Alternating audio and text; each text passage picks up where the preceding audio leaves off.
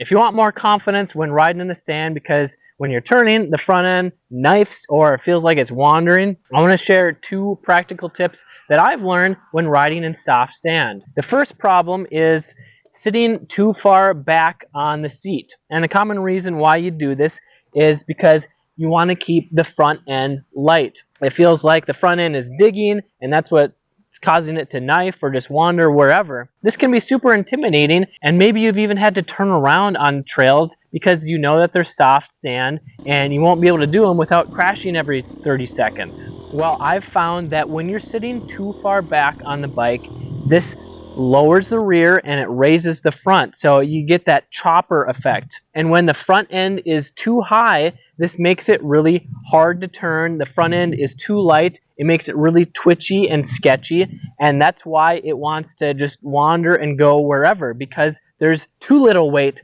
on the front end. And if you feel like it's still digging in, especially when you're slowing down or using the brakes, I've found that you need to be very smooth, whether it's using the throttle or the brake when in the sand, because it's so soft that whenever you accelerate or decelerate, it digs in really quickly. So if you're too aggressive with the throttle, the rear wheel's going to want to spin, or if you're too aggressive with the brake, it's going to want to lock up or dig in too quickly. So you want to be very smooth and not apply it too quickly, otherwise it will want to dig in and knife. So you need to put more weight forward on the bike. You don't need to be sitting on the gas tank in the sand, kind of like you do on like hard pack or flat turns, but you want to have your weight at least over the foot pegs so that you're putting more weight on the front end, and this will balance out the suspension to make it easier to turn without the front end having that wandering feeling. Mistake number 2 when turning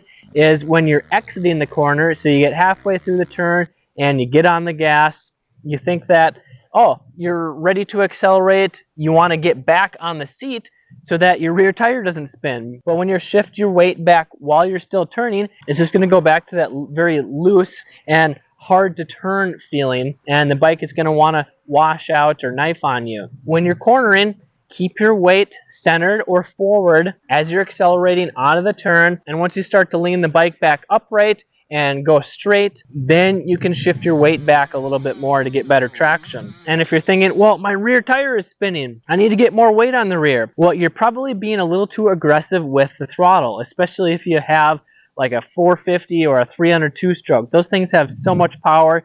All it takes is one blip of the throttle and you're spinning the rear tire. So you need to focus on rolling on the throttle, because it's really easy to just snap the throttle. You want to hear that power. But when you snap the throttle, you get that snappy power, and that's what breaks the rear tire loose. So you want to progressively roll on the throttle. So it's not it's and you want to pay attention.